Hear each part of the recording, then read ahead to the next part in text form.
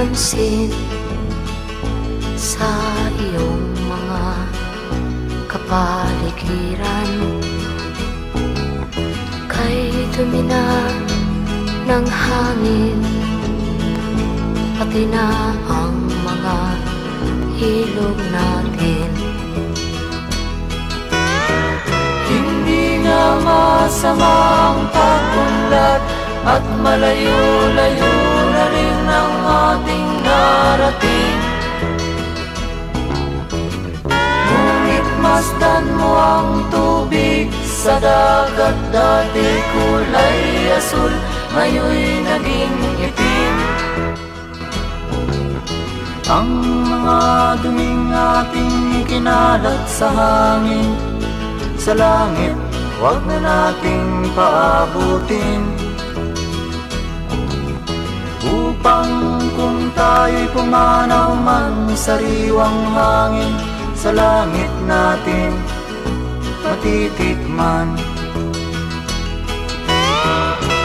Mayroon lang akong hinihiling, sa aking pagpanaw sana ay tag-ulan. Gitara ko ay aking dadalhin, upang sa ulan na lang tayo magkantahan.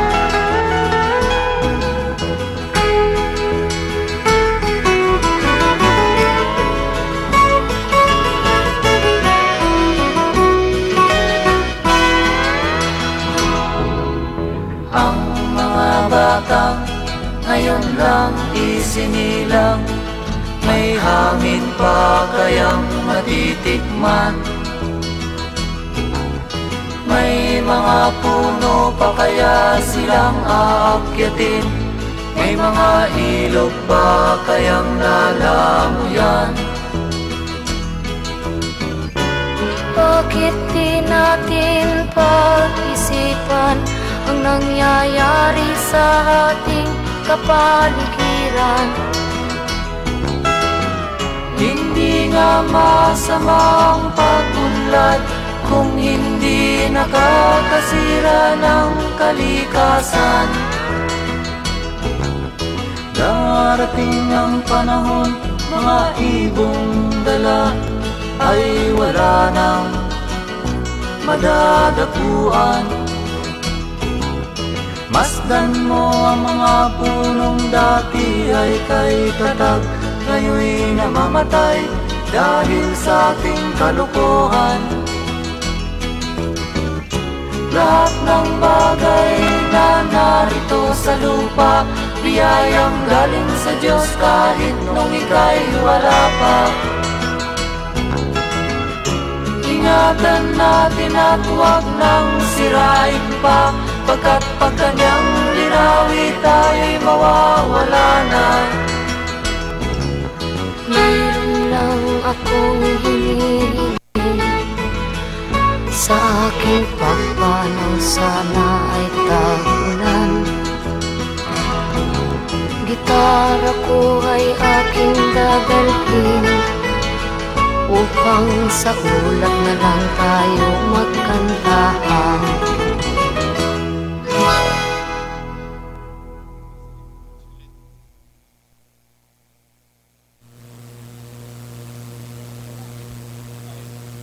Hindi.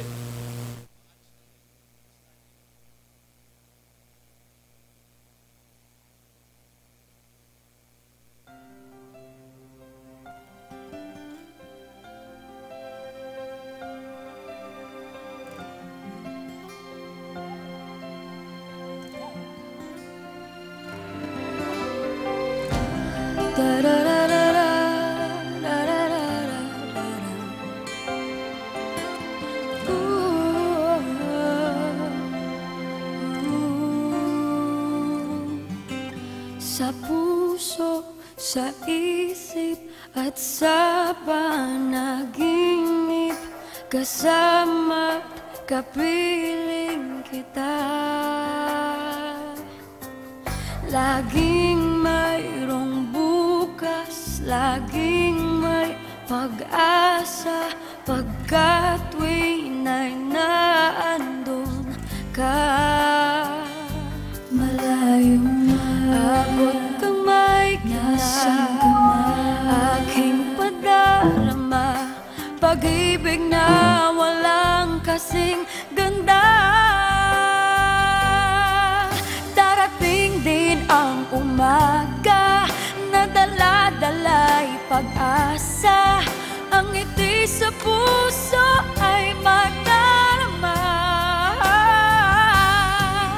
Araw ay muling sisikat, tanglaw sa bagong pangarap, dahil kahit kailanman o nasan ay abot kamay kita.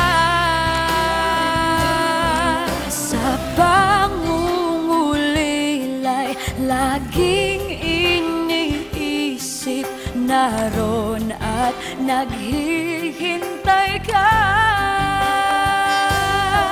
Lungkot sa aking puso'y agad naglalaho, dahil alam kong nandyan ka. Darating din ang umaga na dala-dala'y pag-asa, ang ngiti sa puso ay madarama. Araw ay muling sisikat, tanglaw sa bagong pangarap, dahil kahit kailanman o nasan ay abot kamay kita.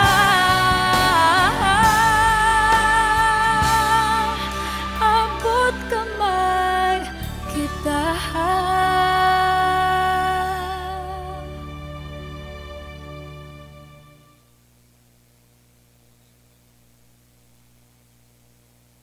Pabahay ang pangunahing benepisyo ng Pag-ibig Fund. Pero marami sa atin ang may pangangailangan sa kalusugan, edukasyon at pang-araw-araw na buhay. Kaya ngayon, may Pag-ibig Loyalty Card. Sa Loyalty Card, maraming gamot, mas mura.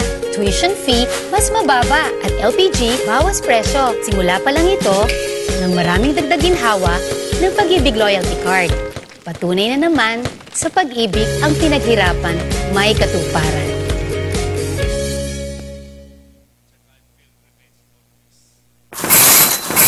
Eto na, kalusugang pangkalahatan. Binibigyang halaga nito ang pagkakaroon ng PhilHealth Card ng bawat Pilipino. Kapag may PhilHealth Card, tiyak na makakatanggap ka ng maayos na serbisyong pangkalusugan. Di na problema ang pagpapagamot sa ospital. At kahit si tatay lang ang miyembro, ang buong pamilya kasama sa benepisyo. Kaya dapat may PhilHealth Card tayong lahat. Mag-enroll na sa pinakamalapit na PhilHealth office.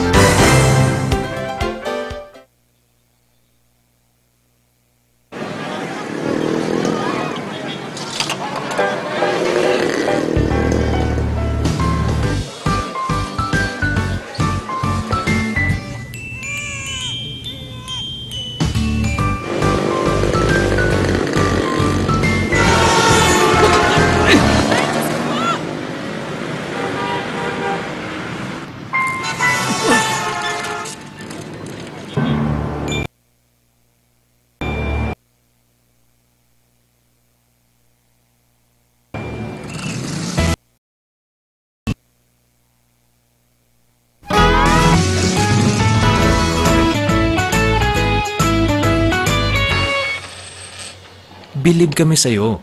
Sa tuloy-tuloy mong hulog sa SSS, protektado ka at yung pamilya. Mag-member na.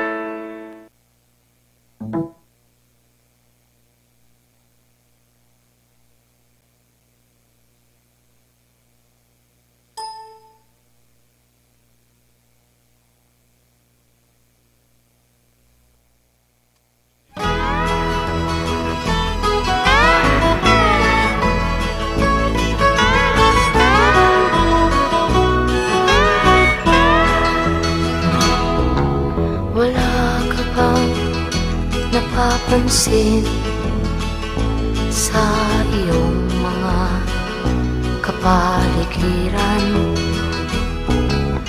Kay dumi na ng hangin, pati na ang mga ilog natin. Hindi nga masama ang pag-unlad at malayo-layo na rin ang ating narating. Ngunit masdan mo ang tubig sa dagat, dati kulay asul, ngayon'y naging itim.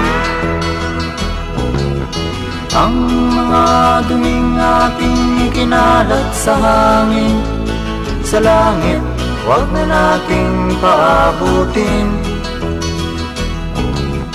Upang kung tayo'y pumanaw man sa sariwang hangin, sa langit natin matitikman.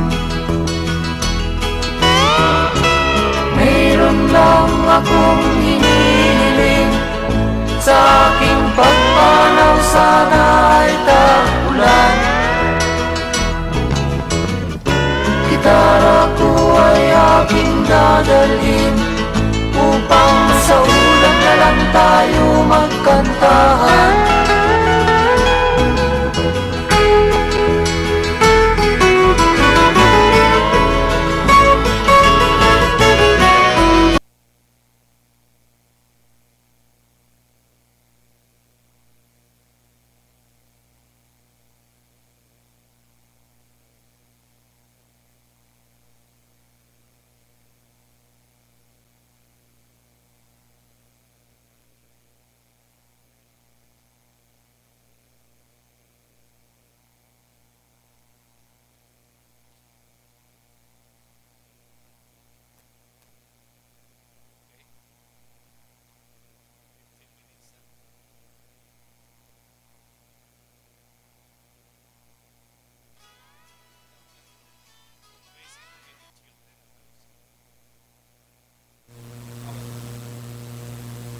Muli po ang programa ng Bukas Palad Philanthropia ay sumahimpapawid at napapanood nyo dito sa Kakampi Online, sa Kakampi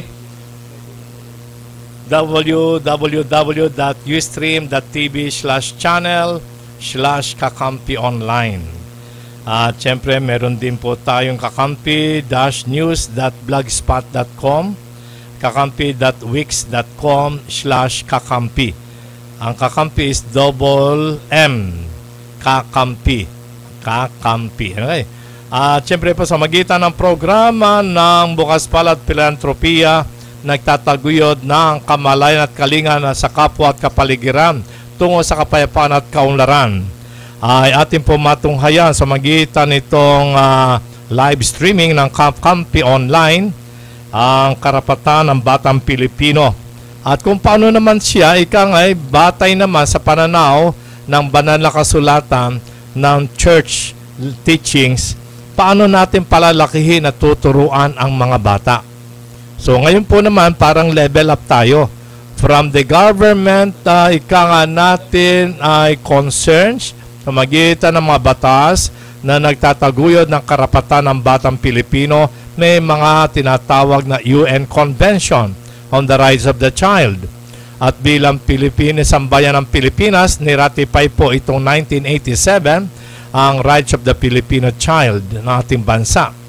At syempre, sa pananaw po naman ng church sector, sa magitan ng mga Christian leaders, ito po naman ay maibahagi sa inyo yung raising and educating children mula sa perspective ng mga church fathers at ng banal na Biblia. So, pakipanood din po natin. Ito'y napakaganda kung paano tayo concerned sa mga special children na pinapakain din natin ng mga nagugutom sa magitan ng feeding program. Ito po naman, pakainin natin sila ng mga spiritual values. Sa magitan po nitong maiksing presentation, Raising and Educating Children Follow the Orthodox Way, Informs, Reforms, Transforms. So sundin natin ang Orthodox Way, ang daang matwid, the Orthodox Way.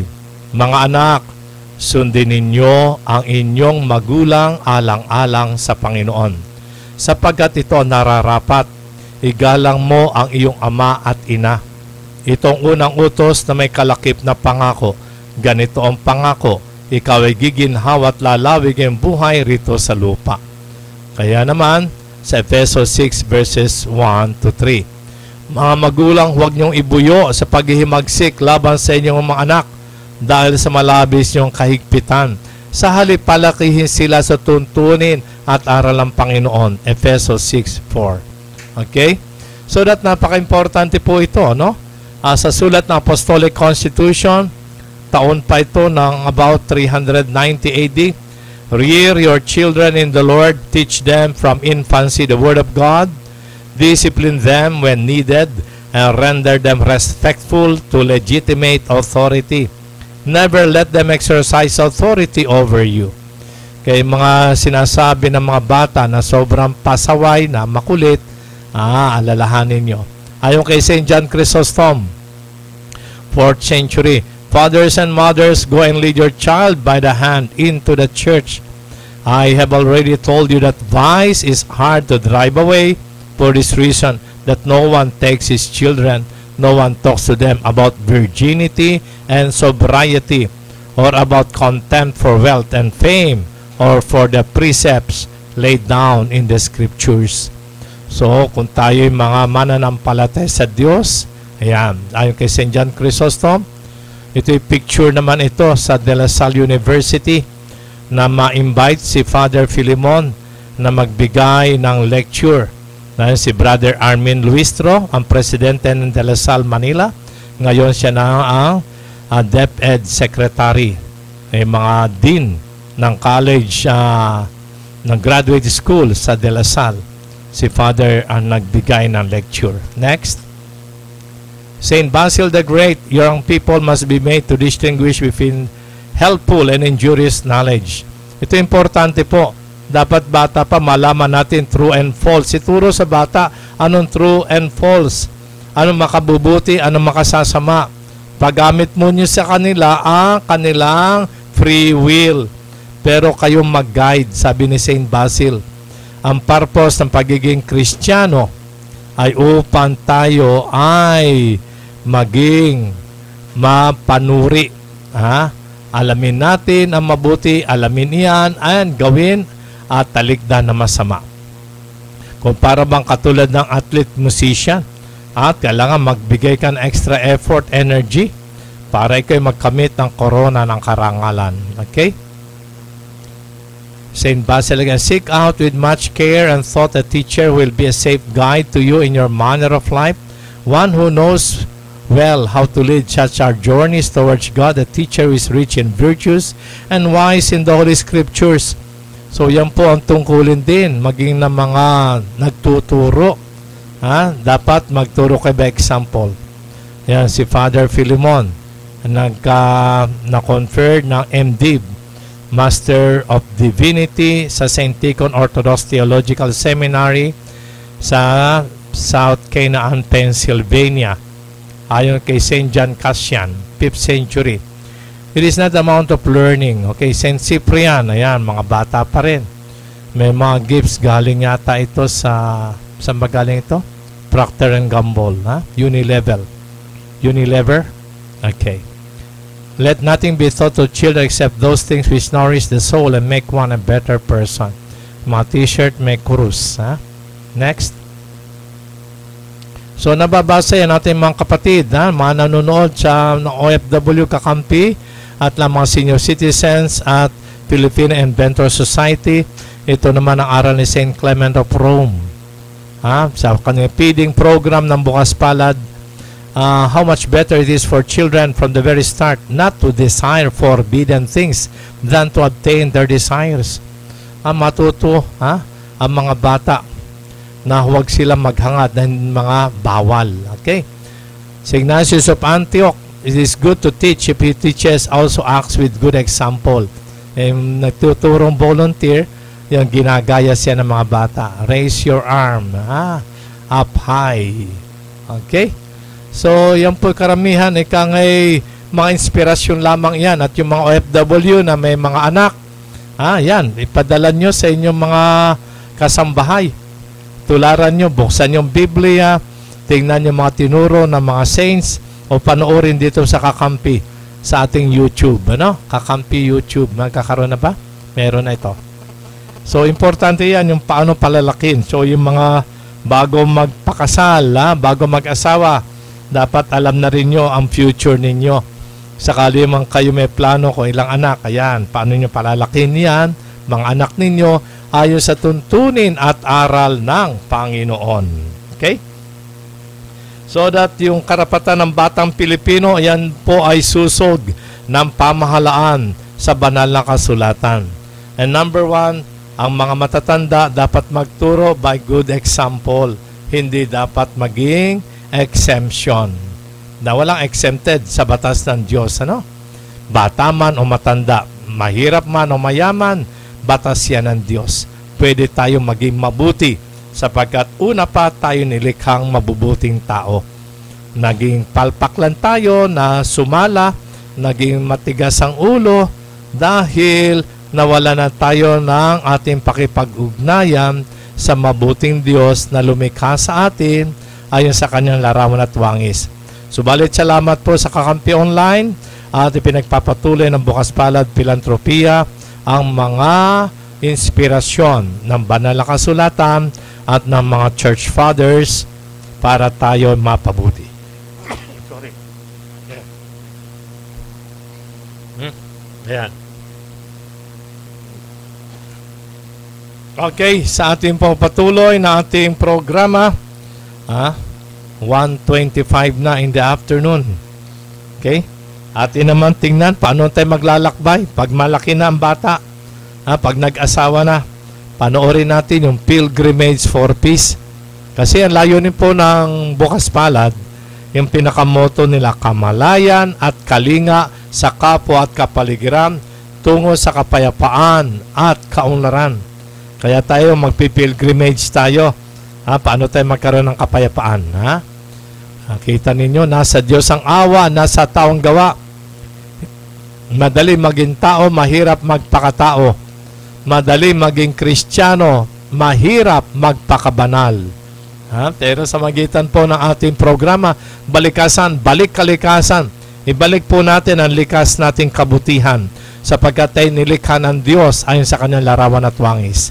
So yan po layunin ng programang ito. Ibalik natin sa ating likas na pagkatao na tayo nilikhang mabuti, mabait. Tayo ay maaari pang magbago at patuloy tayong babaguhin ng Bukas Palad Philanthropia sa magitan ng mga aral mula sa banal na kasulatan, ng mga example, ng mga saints, ng mga church fathers, at ng mga pinapairal na batas ng ating lipunan. Na sila man ang ating pamahalaan ay concern sa kabutihan ng ating kapwa, anuman ang kanyang relihiyon. Ito man ay ikangay para sa kalusugan, nariyan ang PhilHealth para senior citizens, para sa mga bata, yung feeding program ng Bukas Palad. Nariyan din ang conditional cash transfer, no? Marami po, pag ang civil society ay tumutulong na rin po sa advokasya para pangalagaan ang karapatan ng mga batang lansangan, ng mga karapatan ng bata, at karapatan maging ng mga persons with disabilities, PWDs. O yan mga bata man yan na matanda, na bulag, pipibingi, o may kapansanan, hindi makalakad. Yan din po ay concern ng ating pamahalaan. Sa pagtulungan din ng mga civil society at ng mga private companies na nagtataguyod ng kanilang corporate social responsibility. Katulad po ng Helsinki Tours and Transport Company na patuloy na sumusuporta sa Bukas Palad Philanthropia programs and activities. Bukas din ang kanilang palad para sa kapuspalad. Ganon din sa ating mga benefactors na si Mrs. Gloria Ocampo ng Santa Ana, Manila, at Architect Danny Laureta na ni TJ ng Mandaluyong City, at especially ng PhilHealth na sumusuporta rin sa ating mga programa. Tulungan lang po yan. I-revive natin ang bayanihan. Maging ang mga senior citizens ay mapapanood na rin po nilang programa Seniority Senior priority sa DWAD 1098 kHz every Monday 5 o'clock to 6 in the afternoon. Ang ating host dyan ay si Lolo Andoy at Lolo Berto. Ang cellphone number 0906-246-1929. Okay? So that ating pong tunghayan muli. Isa pa nating segment ang tungkol sa Pilgrimage for Peace. Maging nasa abroad ka man, nagbibiyahe ka, mang kalilimutan. Pilgrimage for Peace. Okay? So tayo manlalakbay lang dito sa daigdig. Okay? Itong ginagamit natin po. Yan. Our Lady of Peace, the Theotokos, and Ever Virgin Mary. Ito po ay icon na Mother Mary, Theotokos at ni Jesus. Mula po ito sa Jerusalem, sa Holy Land. Kaya yung Holy Land ay ang kapayapaan ay nagmumula sa Diyos at una itong ipinadama at maranasan sa Israel, sa Jerusalem hanggang ngayon, no? So yung panalangin, invocation for peace mula kay Saint Ephraim the Syrian. O Lord and Master of my life, keep away from me the spirit of discouragement, negligence, desire for power, and idle talk. Grant me thy servant the spirit of chastity, humility, patience, and charity. Yes, my Lord and King, grant me the ability to see my own sins and not to judge my brother, for thou art blessed forever and ever. Amen. So, pwedeng dasalin yan ang lahat saan man kayo naroon. Isang monastic prayer. Sabi, icon ni Jesus, ICXC, Jesus Christ, O own, O I am, who I am, peace be with you. Okay? Sumayin niyong kapayapaan. Ang salitang peace sa Hebrew, shalom. Sa Greek, irene. Sa Latin, pax. Sa Pilipino, kapayapaan. Okay? So, importante po ito, magmumula ang kapayapaan sa ating Diyos. So, anong ibig sabihin ng kapayapaan? Tranquility, harmony with God. Self and other people made possible through Christ, who unites the faithful to God and to each other. So, sa biblical verses po, halaw sa The Orthodox Study Bible. Copyright 2008, St. Athanasius Academy of Orthodox Theology. Okay? Peace be unto all. Sa Old Testament, Daniel chapter 4, verse 1. Okay? Sa unang kaharian, 1 Samuel 25:6, and here is what you say, peace be to you and your house, and all that is yours. Ang kapayapaan ay sumanyong lahat sa mga nanira sa tahanang ito. But whatever house you enter first, peace to this house. Lucas 10:5. Kaya pagpasok sa bahay, sumanyong kapayapaan. Galatians 6:16, as many as walk according to this rule, peace and mercy be upon them and upon the Israel. Ang Israel po yun, Church of God. Yan ang New Israel, Church of God po yan. Yeah. So, spiritual inspiration, biblical patristics and icons, and the peace of Christ, cultivating peace in the church, and preserving peace in society, sapagkat ang Kristiyano po sinabihan ni Kristo, kayong ilaw ng daigdig, kayo ang asin ng daigdig. Sa Judges chapter 6 verses 22 to 24, peace be with you, do not fear, you shall not die. Okay, Ephrata, Bethlehem, the King of Peace, Jesus, the Son of God, is born of the Virgin Mary. So yung hari ng kapayapaan si Jesus na sinilang sa Bethlehem na tinatawag na Ephrata, siya po ay anak ng Birhen Maria. Okay? So yan sa incarnation, yan ang kahulugan ay ang pagsilang ng anak ng Diyos, na ang anak salita ay nagkatawan tao. Lucas chapter 2 verse 14. At ang awit sa kalangitan, walhati sa Diyos sa kaitaasan, at sa lupa'y kapayapaan sa mga taong may magandang kabutihan, kalooban. Goodwill toward men, kalooban. Okay?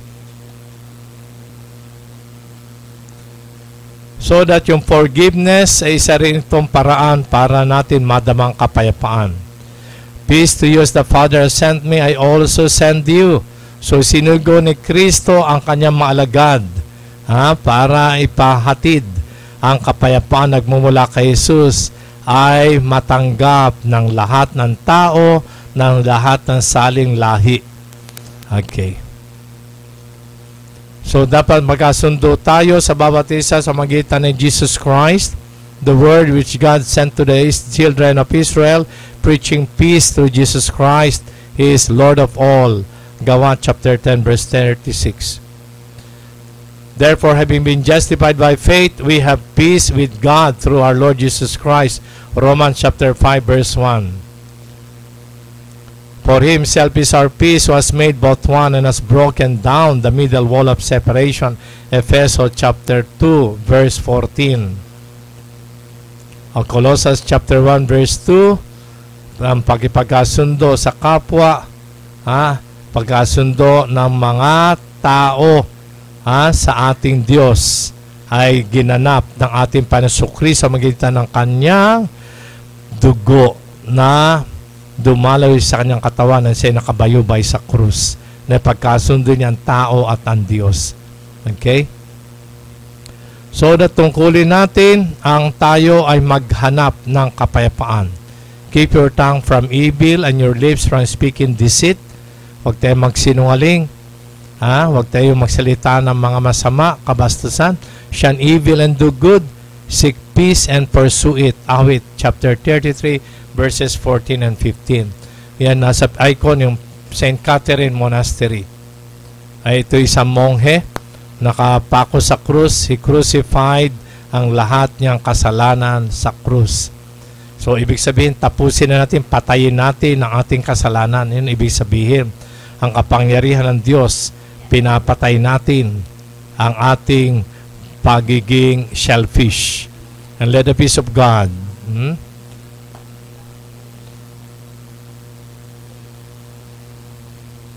Okay, so mula naman sa mga church fathers, pagpatuloy natin, kung nabasa po natin mula sa banal na kasulatan, yung pong church fathers, yung mga successors ng apostoles, na sila ang unang ikangay gumanap ng aral ng apostoles, isinabuhay nila, at na sila rin ay nakakapag-experience na sila rin ay nagturo. So anong style nila? Nagturo sila una na magampanan nila. Ikalawa, ituro para magampanan ng kapwa. We teach by example. Yan ang church fathers. Tuloy mo.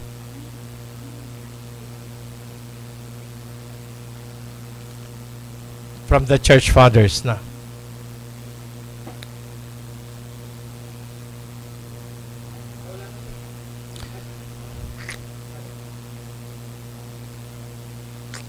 Okay, so ano yung papanood? Yung tungkol sa ating pilgrimage for peace. So sa mga schools, nais nyo ma-invite si Father Philemon, tawagan nyo sa 0947-701-8880. Pwede nyo i-share i-lecture yan sa mga schools, pwede rin sa mga companies, sa mga establishment, corporate social responsibility. May mga company dyan na mayroon silang concern, CSR. Pwede invitein si Father Philemon para matutunan ninyo itong pilgrimage for peace. Okay, tuloy po natin ito. Mula kay St. Ambrose of Milan, year 397. He writes that Gideon's sacrifices foreshadow the incarnation. The meal of the kid refers to sins of deed, the broth to the enticements of desire. That the angel then stretched forth his staff and touched the rock from which fire went out, shows that the flesh of the Lord, being filled with the divine spirit, will burn away all the sins of human frailty. Ang ganda ng kanilang pangunawa na si Jesus ipako sa krus. So, cultivating peace in the church, anuman church kayo nabibilang, ay pagsumikatang maghari ang kapayapaan. Heavenly peace on a piece of land. For God is not the author of confusion, but of peace, as in all the churches of the saints. So, ang iglesia pala ay iglesia ng mga banal. Unang Korinto 14:33. Na mga banal ay pinabanal ng Diyos. Importante. Okay? Living in peace, be of comfort, be of one mind, live in peace, and the God of love and peace will be with you. 2 Corinthians 13:11. Next. Reconciliation through confession. Yung palang pagsisisi, pagkukumpisal, na iyong pinagsisihan. Maganda pala na merong witness. Iparinig mo yan sa pare para ang pare ang magagawad sa iyo ng prayer of absolution. So that ang pare ang witness ng Diyos sa iyong pagsisisi. Na may 2-3 na kakatipon sa ngalan ni Kristo ay naroon siya. At sino man humingi ng kapatawaran ay nagkakamit ng patawad. Sino man nagsisisi ay pinapaging banal sa magitan ng prayer of absolution. Be at peace among yourselves. 1 Thessalonica 5:13. At magkatapos magkumpisal ay makipagkasundo na sa kapwa. Okay? Purification of the flesh. Flee also youthful lust, but pursue righteousness, faith, love, peace with those who call on the Lord out of a pure heart. 2 Timothy chapter 2 verse 22. So, lumayo kayo sa mga pita ng laman, kayong mga kabataan, sa kainitan ng laman, mga kapusukan. Lumayo kayo dyan. Tukso lang ng demonyo yan, yung mga pagsasarap sa pita ng laman. Ang inyong pagsikapang kamtin ay ang pananampalataya, pag-ibig, kapayapaan. At humiling kayo, tumawag kayo sa ngalan ng Panginoon na may malinis na puso. Huwag niyong abusuhin ang inyong sarili. Ang sarili, templo ng Holy Spirit. Lagi kayong pagpapalain sapagkat magkakamit kayo ng grasya sa magitan ng inyong mga struggle against the passion of the flesh. Okay? Heavenly peace in the liturgy. Ito ang misa sa Orthodox Liturgy of St. James, the Brother of the Lord in Jerusalem. Apostolic era, October 23rd. Yung Liturgy of St. Basil the Great ay sinimula ng 3rd century. 10 times yan sa buong taon ginaganap. At Liturgy of St. John Chrysostom noong 1st century ay 3 oras na lang. Dati mula sa 4 hours. O yan, Divine Liturgy sa Orthodox Church, yan puno. Okay? So yung Great Litany of Peace, ibig sabihin sa misa ng Orthodox Church, ang pare nangunguna sa litaniya ng kapayapaan. In peace, let us pray to the Lord. Ang tao sasagot, Lord, have mercy. Laging paulit-ulit. For the peace from God and salvation of our souls, let us pray to the Lord. Lord, have mercy. For the peace of the whole world, the stability of the holy churches of God, and the union of all, let us pray to the Lord. Lord, have mercy. For our Bishop Metropolitan Nectaris of Hong Kong and Southeast Asia, the Reverend Priest, the Deacon Service of Christ, for the clergy and the laity, let us pray to the Lord. Lord, have mercy. For our country, the President, all those in civil authority, in the service of our country and armed forces everywhere, let us pray to the Lord. Lord, have mercy. For this parish, this city, for every land and country, and the faithful who live in them, let us pray to the Lord. Lord, have mercy. Yung lagi pong panalangin, Panginoon, maawa ka. Diyos ko, maawa ka at mahabag ka sa akin. Yan ang simpleng prayer na pwede nyo magawa saan man kayo naroon at anumang pagsasandali. For temperate weather, abundance the fruits of the earth, and peaceful times, let us pray to the Lord. Lord, have mercy. Yung mga naglalakbay sa karagatan, lupa at himpapawid sa mga may sakit at may karamdaman, mga naghihirap, may mga nabilanggo at para sa kanilang kaligtasan at kapayapaan, manalangin tayo sa Panginoon. Panginoon, maawa ka. Yun lahat po pinagdarasal For deliverance from all affliction, anger, danger, and necessity, let us pray to the Lord. Lord, have mercy. Help us, save us, have mercy, and protect us, O God, by thy grace. Lord, have mercy. Remember your most holy, pure, blessed, and glorious Lady Theotokos, ever Virgin Mary, with all the saints. Let us commit ourselves one another life to Christ our God, to Thee, O Lord. Ayan, ganda, no? Yan ang litany of peace. Yan sa misa lang ng Orthodox nyo maobserbahan. Sa mga nais mag-observe, pumunta kayo sa Annunciation Orthodox Church sa Filipinas Avenue, United Parañaque 5 Subdivision, Barangay San Isidro, Parañaque City, may sukat YP. Sa Holy Trinity Orthodox Church sa Los Baños, Laguna, sa Patay na Riles, Holy Trinity Orthodox Church. At sa Siniluan Holy Cross Orthodox Church sa Valderrama Street, Siniluan, Laguna. At marami pa pong mga Orthodox churches na kung saan kayo pwede mag-observe at makiisa kayo sa prayer for peace. Para na rin kayo nagpipilgrimage. Kung wala kayong pagkakataon at kakayanan, makapunta sa Jerusalem, sa Holy Land, dito po sa Pilipinas, may mga Orthodox Church na. At ang misa sa Jerusalem, katulad na rin po dito sa mga Orthodox Church sa Pilipinas. Kaya malaking tipid na po. At makikita po nyo sa website lahat yan. Mag-browse lang kayo sa www.orthodoxchurches.com. So, peace ni Doubting Thomas, ayan, makita nyo. Sunod natin.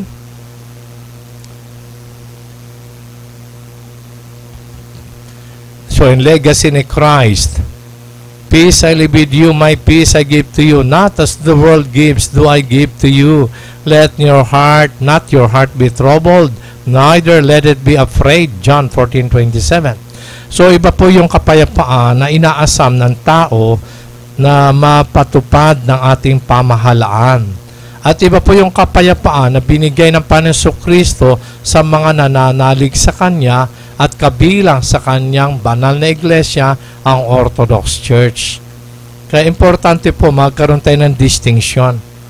Ang kapayapaan natin Panginoong Kristo ay talagang perfect peace. Yung kapayapaan mula sa gobyerno ay pabago-bagong piece by piece. Naging piecemeal, naging relative peace. Pero yung peace ni Christ, yan pong ating pagsikapang kamtin. Nakatulad sa ating prayer ng Litany of Peace, importante yan. Ma-experience ninyo sa loob ng banal na iglesia, the Holy Orthodox Church. Okay? Yan, yung mga obispo, Metropolitan Nectarios, yan sa Annunciation Orthodox Church, nakita nyo. At si Bishop Irene of Serbia and Archimandrite Philemon Castro, from left to right, paakyat, no? Si Father James naroon sa sulok. Okay? Ito yung misa sa Orthodox, Annunciation Orthodox Church sa Parañaque, March 25, 2012. Okay, next. Yan, binibinyagan ng bata. Paano tayo magkaroon ng kapayapaan? Simula pa bata, wag natin pagkaitan ng bata ng biyaya ng Diyos. Basta pagkasilang yan, ihandog na natin sa Panginoon Diyos, dalhin sa church on the 40th day. Dalhin ang nanay, ihandog yan. On the 3rd month, bibinyagan. Sapagkat ang pagpasok sa kaharian ng Diyos ay hindi na mabatay sa pagkain inumin, kundi sa pagiging matuwid, kakasundo-sundo, at kagalakan ng pawang kaloob ng Espiritu Santo. Roma 14:17. Kita nyo? Yan ang pagbibinyag, ilulublob. Okay. So, yung Pentecostes ay pinagkaloob ng ating Panginoon Hesukristo, ang Holy Spirit mula sa Ama. But the fruit of the Spirit is love, joy, peace, long-suffering, kindness, goodness, faithfulness, gentleness, self-control. Against us, there is no law. Yan, pag na-experience na yan, hindi na kayo exempted na fulfill nyo ang law, which is the fruit ng Holy Spirit. Galatians 5:22-23. Next. So, preserving peace in the world, kamali at kalinga sa kapwa at kapaligiran tungo sa kapayapaan at kaunlaran. So, paano yun? Okay? Yan ang Ecumenical Patriarch Bartolomeo sa kanyang message on the Day of the Protection of the Environment. Siya po ang recipient ng U.S. Congressional Gold Medal for World Peace. Siya rin ay tinagurian ng former Vice President Al Gore ang title binigay sa kanya, The Green Patriarch. Kahit na siya nakaitim, puti ng balbas niya, ay tinuring siyang Green Patriarch dahil sa kanya malasakit sa daigdig na nilikha ng buting Diyos, ang daigdig na lahat ay mabuti na nilikha ng Diyos, na pinagkatiwala sa mga tao sa magitan ng mga apostoles.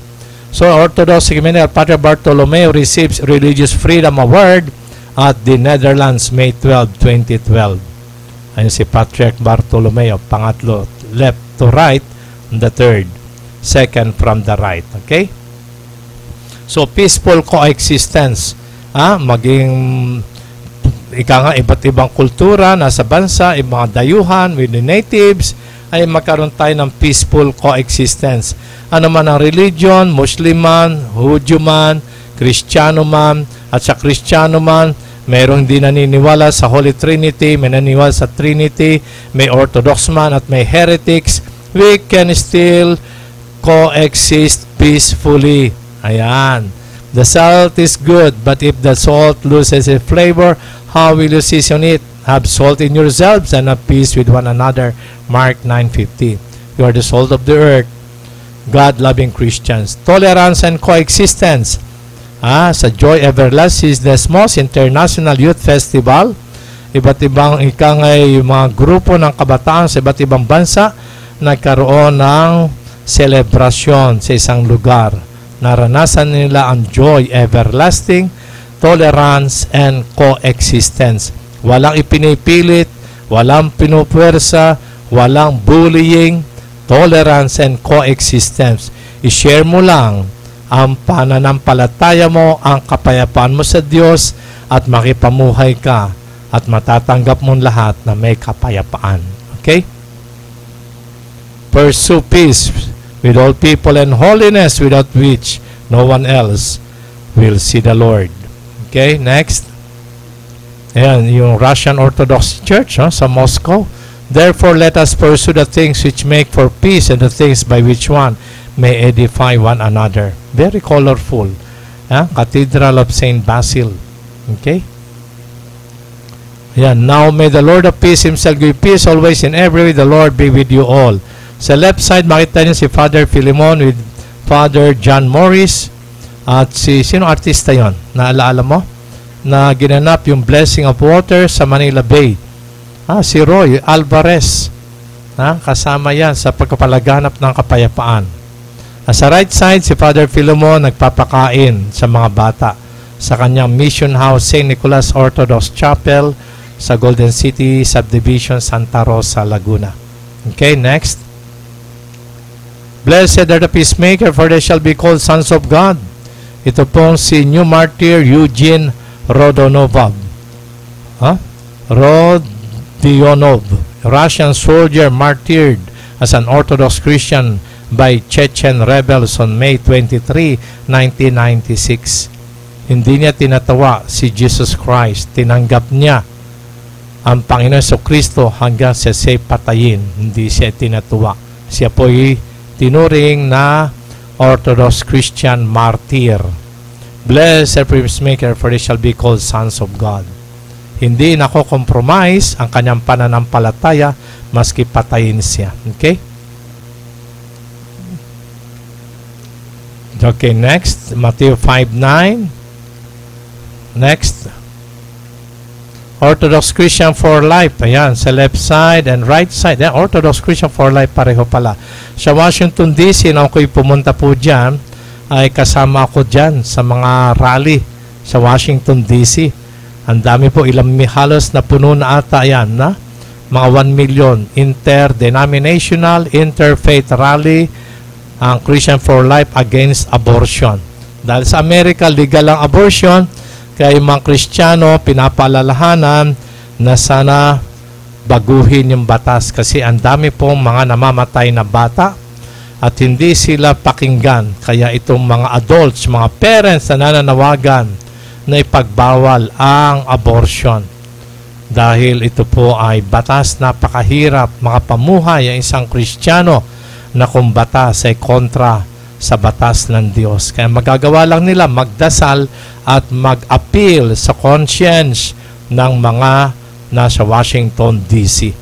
Okay? Theotokos Mercy Feeding, ayan, nagpapakain si Father Philemon together with the volunteers sa iba't ibang lugar.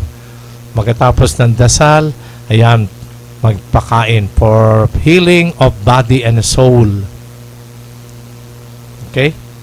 Santa Claus, environment friendly. Ayan, si R.V. Castro na si member pa ng Clean Green Manila at si nasa kaliwa niya katabi si Charlene Gonzalez, Miss Universe ito, no? Save Laguna Lake. Ang aming pong bigyan ng pansin na iligtas natin sa kapamakan ang lawa ng Laguna. 1994 pa yata ito, no? Santa Claus, ayun, din niyo makikilala. Nagbabahay-bahay yan. Okay? Next. St. John the Wonder Worker, Archbishop of Shanghai, San Francisco, and Protector of Russian Refugees on Tubabo Island sa Giwan, Samar, no 1949-1951. Namatay siya ng 1996, pero nang makita ko po, 2006, sa San Francisco, California, ang kanyang relics hindi pa po nabubulok at marami po siyang miracle. Kaya yung Giwan Samar ay swerte. Ha? Hindi lamang siya binagyo ni Yolanda, pero bago siya mabagyo ni Yolanda, nadalaw na po yan ni St. John of the Wonder Worker. Nadalaw din yan ni I Shall Return, MacArthur. Nadalaw din yan ni Magellan ng first ika nga natin landing ni Magellan. Saan yun? Sa Homonhon Island. Pero lahat yan ay bahagi ng Giwan Samar. Okay? So, thy will be done on earth as it is in heaven. Yan ang panalangin natin pa ng Kristo na sana magkaroon ng kapayapaan sa daigdig. At ito'y pinangaral na ng Apostoles. At yung example natin, maging masunurin sa kalooban ng Diyos, let be done to me according to thy word. Walang iba si Mama Mary. Importante, no? Huwag niyong kalilimutan, ang ina natin pa ng Kristo ay naging masunurin sa kalooban ng Diyos. Siya pong unang sumampalataya, siyang unang Kristiyano. Okay. Ito yung Didache, yan ang mga aral ng mga Apostoles. Okay? Next. St. Ambrose of Milan, the earth was made in common for all. Kaya dapat i-share ang biyaya ng Diyos sa lahat. Okay? The Creator's power according to St. Basil, tinapag na wisdom of God. We must still remain faithful to the principle of true religion, recognize that all that exists is sustained by the Creator's power. Yan ang providential care ng Diyos, buhay ang Diyos, may nagmamahal, may nagmamalasakit sa atin. Tumawag lang tayo sa Diyos, magsisi kung tayo nagkasala, at mahalin natin siya upang matuto rin tayo magmahal sa ating kapwa. Okay? So the Creator of heaven and earth and Saint Greg, ang ating Panginoong Diyos, sa ngalan ng Ama, Anak, at Espiritu Santo. Amen.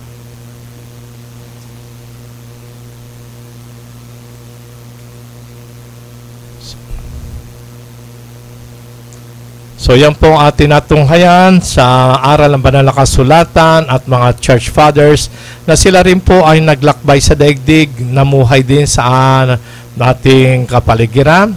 Maging ating Panginoon Kristo tinuro sa atin ang daan patungo sa Ama.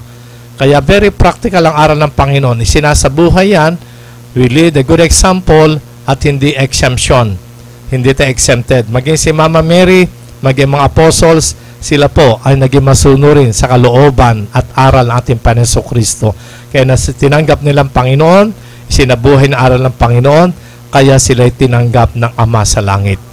At yung po iniwan nila mga good examples bilang mananampalataya, yan po binabahagi natin sa programa ng Balikasan, Balik-Kalikasan, hatid sa atin ng Bukas Palad Philanthropia Incorporated. So ito ay Mother of Perpetual Help na marami pong kahulugan ang simbolo na nakita natin, Mater Theou, Mother of God, sa mga salitang Griego. Si ICXC, si Jesus, nakita niya si Archangel, sa gawing kanan, Archangel Gabriel, may hawak na krus. Ang Archangel Michael may hawak na sibat at espongha. Nakita niya yung posible mangyari sa kanya in the future, pero bata siya, nagulat, natakot. Sa yung pagtakbo, halos mahulog na yung kanyang sandalyas. At siya ay nagkaroon ng pagkalinga ng kanyang ina. At nakatingin sa atin si Mama Mary na para bang sinasabing, ako rin ay handang tumulong sa inyo sapagkat siya ang ina nating Panginoon, ina ng sambayan ng Kristiyano. Okay? So that the mother of perpetual help. Ang perpetual help natin, si Jesus Christ. Siya ay ina ni Jesus sa anyong tao. Ngunit ang ama ni Jesus sa langit ay ang Diyos Ama. Kaya sa lupa si Jesus may ina, walang ama. Sa langit siya may ama, walang ina. At siyang kabuuan ni Jesus Christ na ating ikangay Savior and Pantokrator, siya ay Diyos sapagkat siya ay anak ng Diyos at siya ay tao sapagkat siya ay anak ng tao. God-man, Jesus Christ, ang Diyos at tao.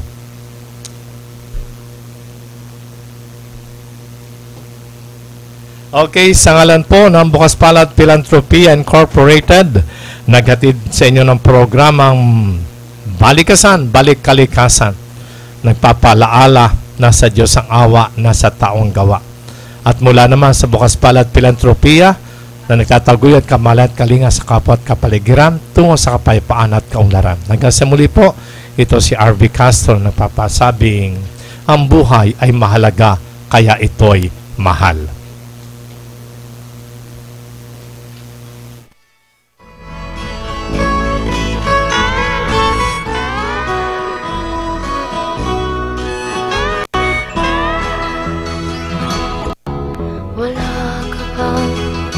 Napapansin sa iyong mga kapaligiran, kay dumi na ng hangin, pati na ang mga ilog natin. Hindi nga masamang pag-unlad at malayo-layo na rin ang ating narating. Ngunit masdan mo ang tubig sa dagat, dati kulay asul, ngayon'y naging itim. Ang mga duming ating ikinalat sa hangin, sa langit, huwag na nating paabutin. Upang kung tayo'y pumanaw man sa sariwang hangin, sa langit natin matitikman. Mayroon lang akong hinihiling, sa aking pagpanaw sana ay tagulan. Gitara ko ay aking dadalhin, upang sa ulang na lang tayo magkantahan.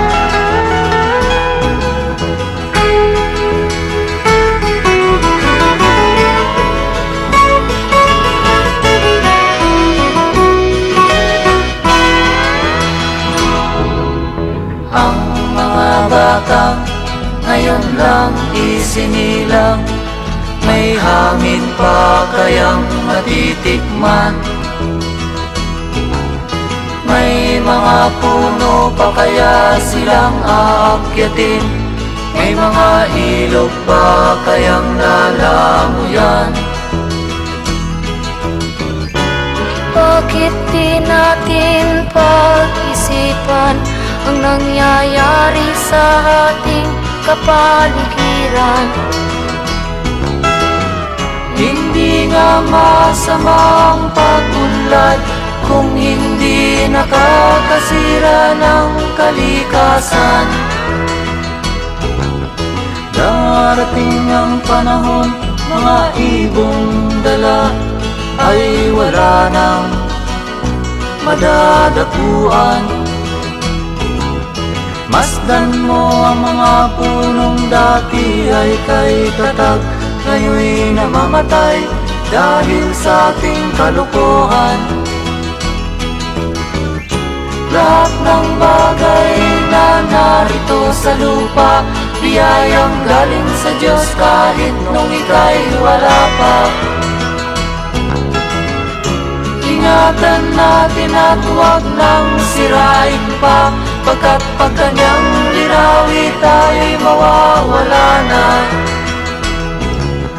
Meron lang akong hinihiling, sa aking pagpanaw sana ay tagulan. Gitara ko ay aking dadalhin, upang sa ulap na lang tayo magkantahan.